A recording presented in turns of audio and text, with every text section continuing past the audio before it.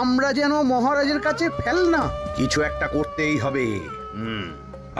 আমার মাথাটা গরম হয়ে যাচ্ছে। গোপালের মতন রাজসভার ময়লাকে যতক্ষণ না ফেলা যাচ্ছে ততক্ষণ আমার মাথা জ্বলন্ত কয়লা হয়েই জ্বলবে। পণ্ডিত মশাইয়ের মাথায় একটা বুদ্ধি আছে মন্ত্রী মশাই। আপনি যদি সেই অনুযায়ী উঁচির কাজ করেন তাহলে বেটা গোপালের কপালে দুর্গতির সীমা থাকবে না। এই কি বুদ্ধি, কি বুদ্ধি? আপনি বরং এই ব্যাপারে পণ্ডিত মশাইয়ের সাথে একবার আলোচনা করে নিন। আমি চলি, কেমন? আমি চলি। হ্যাঁ হ্যাঁ, এসো এসো এসো এসো।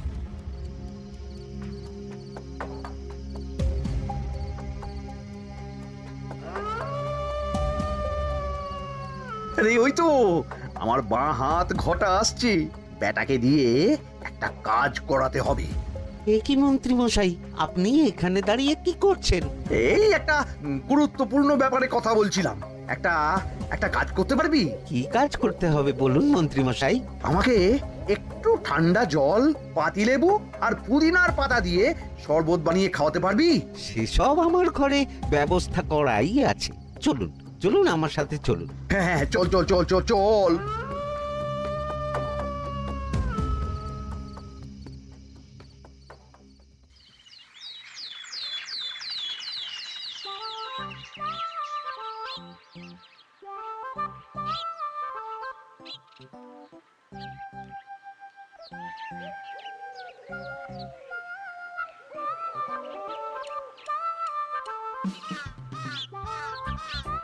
কি ব্যাপার পণ্ডিত, এত গুম মেরে আছো কেন?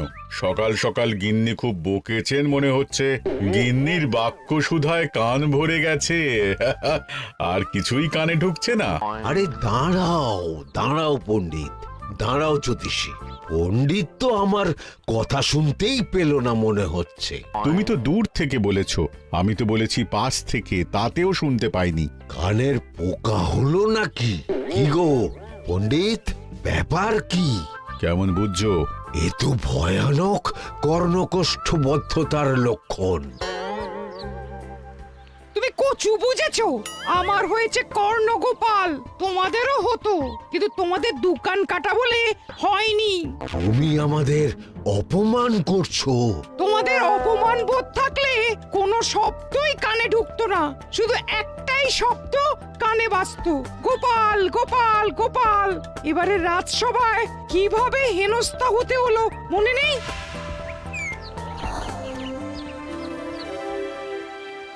মহারাজ, একটা ভিক্ষা আছে। ভিক্ষার জন্য কৃষ্ণনগরের রাস্তাই সবচেয়ে উপযুক্ত জায়গা গোপাল, তুমি বরং সেখানেই যাও। মন্ত্রী, মন্ত্রী মশাই ঠিকই বলেছেন মহারাজ। যে যার নিজের জায়গা থেকে কথা বলে। কুকুর বলে ভৌ ভৌ, বেড়াল বলে মিউ মিউ, কাক বলে কা কা। মন্ত্রীর ভিক্ষার জায়গা কৃষ্ণনগরের রাস্তা, আর গোপালের ভিক্ষার জায়গা মহারাজ কৃষ্ণচন্দ্রের দুয়ার। বলো কি ভিক্ষা? বাড়িতে পুজো আছে মহারাজ, খরচা অনেক, কিছু ঋণ আবশ্যক। যদি 100 মোহর। ঋণ তোমাকে আমি দিতে পারবো না গোপাল। পুজো উপলক্ষে তোমাকে আমি 100 মোহর দিলাম। মহারাজ, আমিও ঠিক এই কথাটাই বলতে যাচ্ছিলাম। আমরাও তাহলে বাড়িতে পুজো করব। পুজোর জন্য আমাদের অনেক খরচ, তাই যদি... অবশ্যই অবশ্যই, কত ঋণের প্রয়োজন খাজাঞ্চির কাছ থেকে নিয়ে নিও, সুদটা আমি মাফ করে দিলাম। মহারাজ, গোপালকে দান আর আমাদের ঋণ? হ্যাঁ, কারণ তোমরা নিজেরা খাবে, কিন্তু গোপাল অন্যদের খাওয়াবে। গোপালের মতো মানুষের সঙ্গে থাকাই হলো রাজধর্ম। কিন্তু তাছাড়াও তোমরা হলে 80 যাই বেতন পাই দলের লোক। গত 1 বছরে তোমার কোন মন্ত্রণা দেশের কাজে এসেছে? পণ্ডিত কোনো নতুন তত্ত্ব শুনিয়েছে? জ্যোতিষী কোনো অমোঘ ভবিষ্যৎবাণী করেছে? আর বৈদ্য 3 বছর ধরে আমার হাঁটুর ব্যথা সারাতে পারেনি। কিন্তু গোপাল, গোপালের ভাঁড়ে হাস্যরসের কখনো অভাব হয়নি। মনে আছে? আছে। কিন্তু করার তো কিছু নেই। আছে। কিছু ভেবেছো নাকি পণ্ডিত? তোমাদের মনে আছে মহারাজ মোহর দেওয়ার পর গোপাল সেদিন বলেছিল, কি গোপাল, খুশি তো? মহারাজ আপনি আমাকে এক মুঠো ধুলো দিলেও আমি খুশি। সেই ধুলো মুঠোই আমি সোনা মুঠো করে ফেলবো। মনে নেই আবার? একটু ঝেড়ে কাশো তো দেখি পণ্ডিত, কি ভেবেছো? যা হবে দেখতেই পাবে।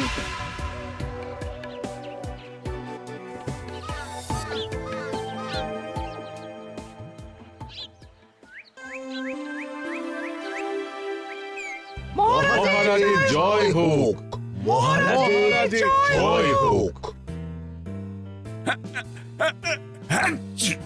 ওরে বাবা, এই যে সকাল সকাল চান করে ঠান্ডা লেগে গেল মনে হচ্ছে। মহারাজ, ওই কবি গান উপলক্ষে গত মাসটা আমি কৃষ্ণনগরের কোণে কোণে ঘুরে বেরিয়েছি। প্রজাদের মধ্যে একটা অসন্তোষ আমি লক্ষ্য করেছি মহারাজ। অসন্তোষ? আমি তো জানতাম আমার শাসনে প্রজারা সুখে আছে। সুখে তারা ভাসছে মহারাজ, কিন্তু একটাই অসুখ, তারা মহারাজের দর্শন পায় না। তারা মহারাজের পদধূলির জন্য আকুল হয়ে আছে, মহারাজের দর্শন পাওয়ার জন্য চাতকের মতো অপেক্ষা করছে। চিত্রকরকে দিয়ে চিত্র অঙ্কন করিয়ে বিলি করে দিলেই হলো।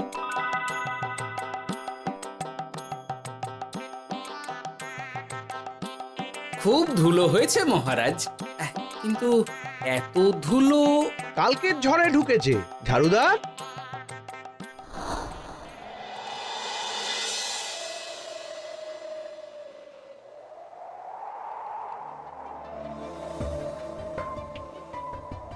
এই সুযোগ, রাজসভা ফাঁকা, এমন ঝড় যে পেয়াদারাও বাইরে নেই। কাজটা সেরে ফেল, বুঝলি?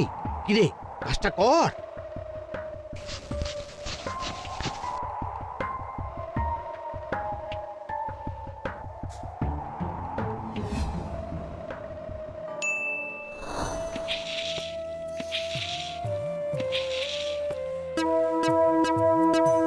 এত ধুলো! উফ, মহারাজ, কাল ঝড়টা বড় সাংঘাতিক হয়েছিল। তা বটে। আচ্ছা গোপাল, তুমি বলেছিলে মহারাজ তোমাকে এক মুঠো ধুলো দিলেও সেটা সোনা হয়ে যাবে। এখনো সেই কথাই বলছি। মন থেকে বলেছিলে না মহারাজকে তেল দেবার জন্য? তেল দেওয়ার দায়িত্বটা তো আপনি নিজের কাঁধেই নিয়ে ফেলেছেন। আমি যা বলি সত্যি বলি। আজ যদি এই 4 ঝুড়ি ধুলো মহারাজ তোমাকে উপহার দেন, তখনও একই কথা বলবে? নিশ্চয়ই। মহারাজ, গোপালকে এই 4 ঝুড়ি ধুলো দেওয়ার হুকুম হোক। কি গোপাল, আমি তোমাকে যদি এই ধুলো ঝুড়িগুলো দিই, তা থেকে সোনা আসবে নাকি? আসবে মহারাজ, মোহরের বস্তা আসবে। যদি না আসে, আপনি বলুন। তোমাকে কৃষ্ণনগর ছেড়ে চলে যেতে হবে। রাজি? আর যদি আমি পারি, তাহলে আপনাকে এই মন্ত্রীর চাকরি ছেড়ে দিতে হবে। কি রাজি? কি মন্ত্রী, রাজি? রাজি। গোপাল? রাজি মহারাজ। আচ্ছা, আর কেউ মন্ত্রীর পক্ষে বাজি ধরেছেন নাকি? হ্যাঁ, আমি আমি আমি আমি ও গোপাল এবার যে মরণ কুয়োতে ঝাঁপিয়েছে, সেখান থেকে আর উঠে আসতে পারবে না। ধুলো থেকে মোহরের বস্তা আসবে, এ হচ্ছে ওই গোপালের উন্মাদ রোগের শুরু। দেমাক দেমাক, মহারাজের পিঠ চাপড়ানি পেয়ে পেয়ে গোপাল ভেবেছে যে ও সব কিছু করতে পারে। এবার শুধু সেই দিনটার অপেক্ষা, যেদিন গোপালকে উল্টো গাধায় চড়িয়ে কৃষ্ণনগর থেকে বার করে দেব। এতটা নিশ্চিন্ত হবেন না মন্ত্রী মশাই। গোপাল গোপাল কিন্তু হালকা কথা ছুঁড়ে দেওয়ার লোক নয়। কি বলতে চাইছো পণ্ডিত? ওই 4 ঝুড়ি ধুলো থেকে মোহরের বস্তা আসবে? না, তা বলছি না। অন্য জায়গা থেকেও তো মোহরের বস্তা আসতে পারে। তার সঙ্গে ধুলো মিলিয়ে দিলেই কেল্লা ফতে। গোপালের নিশ্চয়ই কোনো পরিকল্পনা আছে। গোপালের সব পরিকল্পনার গোড়া মেরে রেখে দিয়েছি পণ্ডিত। ঘটা আছে গোপালের পেছনে, আর ঘটা আছে গোপালের বাড়ির পাহারা। লুকিয়ে কিচ্ছু করতে পারবে না। আরে ওই তো বটা আসছে। বেল্লিক, উল্লুক, তোকে আমি জল বিছুটি দেওয়াবো। গোপালকে ছেড়ে চলে এসেছিস কেন? ছেড়ে আসবো কেন মন্ত্রী মশাই? গোপালকে ওর বাড়ির সামনে ছেড়ে এসেছি। ওখানে তো ঘটা আছে। ও বড্ড ঘুরিয়েছে বেটা। কোথায় কোথায় গিয়েছিল গোপাল? 4 ঝুড়ি ধুলো নিয়ে বেটা বাড়ির উল্টো দিকে হাঁটা দিল। চললাম পিছু পিছু। যাচ্ছিল কোন দিকে?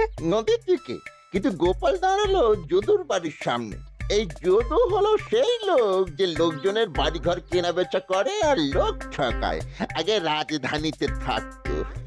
বেটা রাজধানী থেকে এই কৃষ্ণনগরে পালিয়ে এসেছে, এখানেও লোক ঠকাচ্ছে। কিন্তু বেটা এত চালাক যে কিছুতেই ধরা যাচ্ছে না। এইরকম লোককে ধরাচ্ছে হাতে রাখা ভালো নয় কি মন্ত্রী মশাই? সে তো জানি, কিন্তু ওর ওপর মহারাজের কড়া নজর আছে। এখন ওর সঙ্গে সম্পর্ক রাখা খুব ঝুঁকি। যাই হোক, তারপর? হ্যাঁ তারপর যদু, যদু রে, গোপাল খুড়ো, আরে তুমি এখানে কি করছো? দেখতেই তো পাচ্ছিস ধুলো।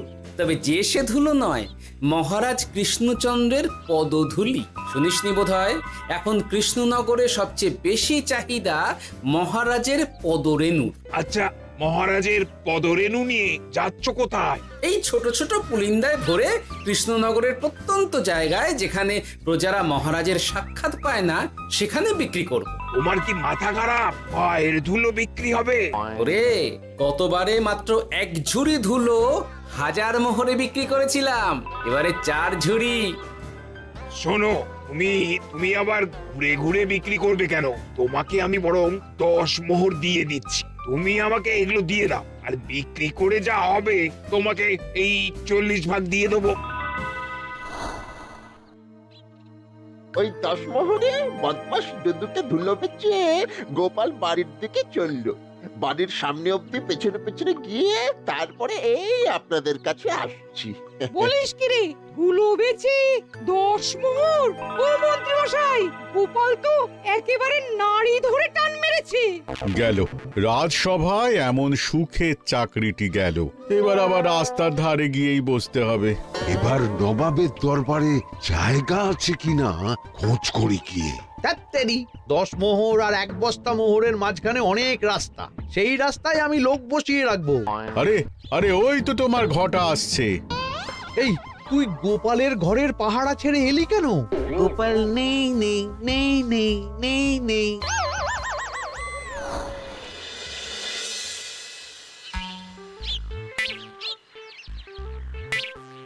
আরে, ভয় পেলি নাকি?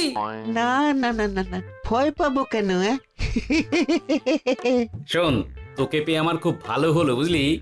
তোকে আমার একটা কাজ করতে হবে। বলো বলো। আসলে বুঝলি, আমার না গিন্নিকে নিয়ে তার বাপের বাড়ি যাওয়ার কথা ছিল, কিন্তু হঠাৎ বিশেষ কাজে আমাকে খামবাজে চলে যেতে হচ্ছে। এখন আমি গিয়ে গিন্নিকে বললে বুঝতেই পারছিস কুরুক্ষেত্র হয়ে যাবে একেবারে। তাই আমি কাউকে খুঁজছিলাম যে আমার বাইরে যাওয়ার খবরটা আমার গিন্নিকে গিয়ে দেবে।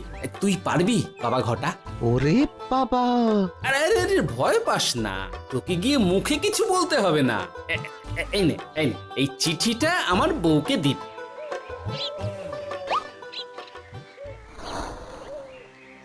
কৃষ্ণনগর ছেড়ে চুপি চুপি চলে যাচ্ছি, চালাকিটা দেখেছেন? ওসব চালাকি আমি তুড়ি মেরে উড়িয়ে দেব। কি করবেন? চারিদিকে আমি অশ্বারোহী গুপ্তচর পাঠাচ্ছি। গোপালকে কোনো চালাকি করতে দেব না।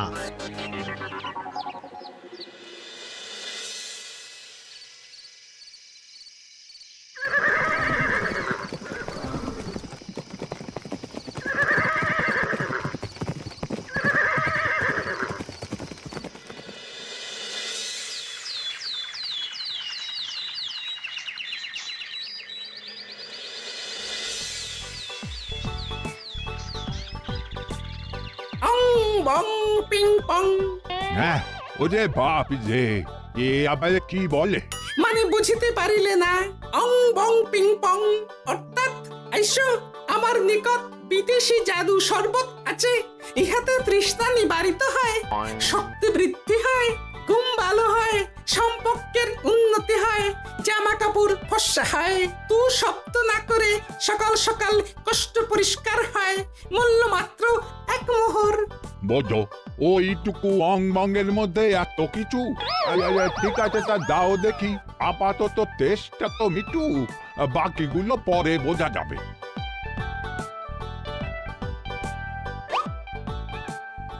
আহা, বড় ভালো খেতে তো। ঠং ঠং অর্থাৎ শক্তি বৃদ্ধি হলো। হ্যাঁ, মনে হচ্ছে গায়ে যেন দুগুণ বল পাচ্ছি। কি হয়েছে ভাই? এ কে? এ ভিন দেশ থেকে জাদু শরবত নিয়ে এসেছে গো।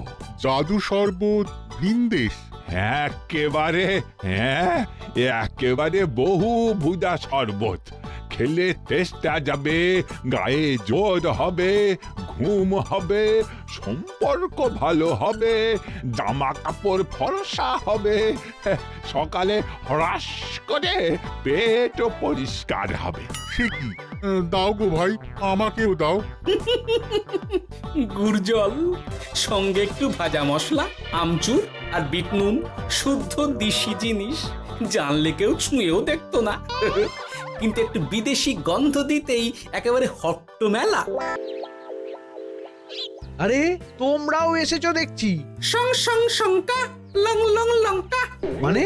অর্থাৎ এই শরবত খেলে আর শঙ্কা নাই, বুদ্ধি লঙ্কার মতন ঝাল হয়ে যাবে। তারপর ডং ডং ডঙ্কা, টং টং টঙ্কা, ফাইন ফাইন, অর্থাৎ টাকা আসবে আমার কাছে।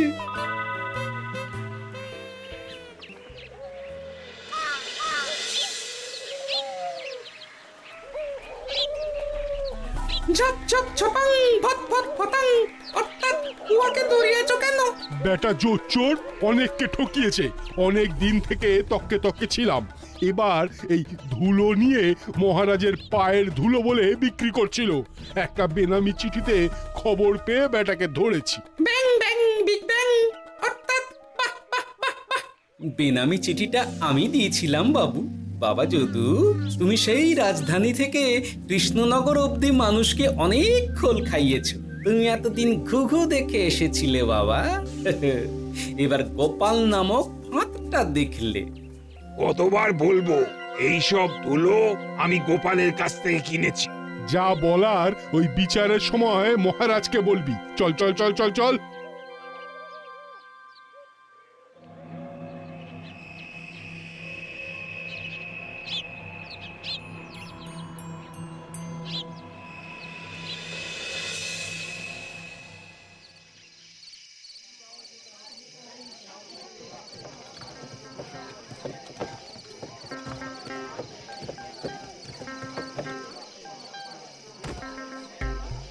ঝন্টু মন্টু ননাংফু। নাও ঠেলা। সাহেব বলে কি ফু দিয়ে দিতে হবে? কি বলছো সাহেব? বুঝতে পারছি না, কোথায় ফু দেব? ঝন্টু মন্টু ননাংফু, অর্থাৎ লবণ আছে? আছে আছে সাহেব আছে। কত লাগবে? ভান্ড ভরি আন্ডাকারি, অর্থাৎ যা আছে সব।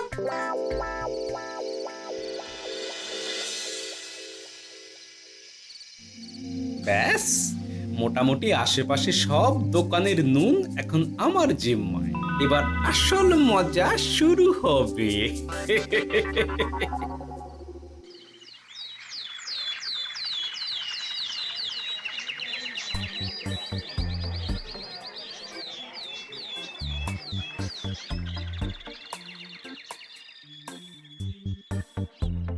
নুন আছে? না হুজুর, গোটা কৃষ্ণনগরেই নুন নেই। ওই দেখো, পুরো রাজসভাই বাজারে জড়ো হয়েছে। শান্তামনা, শান্টু মন্টু। আবার কি বলছে রে বাবা? শান্তামনা, শান্টু মন্টু, অর্থাৎ জনগণ শ্রবণ করুন। নান্টু কান্টু, নুন কি নেবেন? আন্টু আন্টু, আসুন আসুন। আমার আমার এক সের নুন লাগবে। শান্টু, অবশ্যই 1 সের লবণ 10 মোহর। 1 সের 10 মোহর? 10 মোহর লইবেন না লইবেন না? না, নেব না। উত্তম উত্তম, গান্ডা পিণ্ডে ঢিসুম ঢিসুম, অর্থাৎ তাহা হইলে নুনের বদলে গৃহিণীর প্রহার ভক্ষণ করুন। আমাকে একটা নুন দিন। আমাকেও আমাকেও নুন ছাড়া বাড়ি ফিরলে গিন্নি ঘর ছাড়া করবে আমাকে। শুনলাম কৃষ্ণনগর থেকে নুন উধাও। আছে মহারাজ আছে, কৃষ্ণনগরের সব লবণ আমার নিকটে আছে, 110 মোহর। এত দাম? দামটা হবেই মহারাজ, লবণ ছাড়া রান্না কেমন হবে ভাবিয়া দেখুন। ঠিকই বলেছ, রাজপাকশালেও তো রান্না বসেনি। 100 সেরের মতন রাজপ্রাসাদে পাঠিয়ে দাও। 1000 মোহর দিয়ে দাও।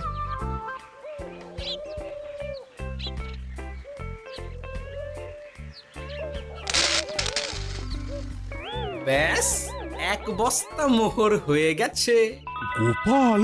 হ্যাঁ মহারাজ, গোপাল, যে 4 ঝুড়ি ধুলো থেকে 1 বস্তা মোহর রোজগার করেছে। ইয়া বাত! চলো রাজসভায়, পুরো গল্পটা শুনতে হবে। সকলেই এসো তাহলে রাজসভায়। কিন্তু মহারাজ, যারা বাজি হারলো তাদের তো চাকরি গেছে, তো তারা রাজসভায় যাবে কি করে? ঠিক ঠিক ঠিক বলেছ। আর যারা বাজি হারলো তারা বাদ, বাকিরা চল। এই সেরেছে, গোপাল তো আবার বাজি মেরে দিল।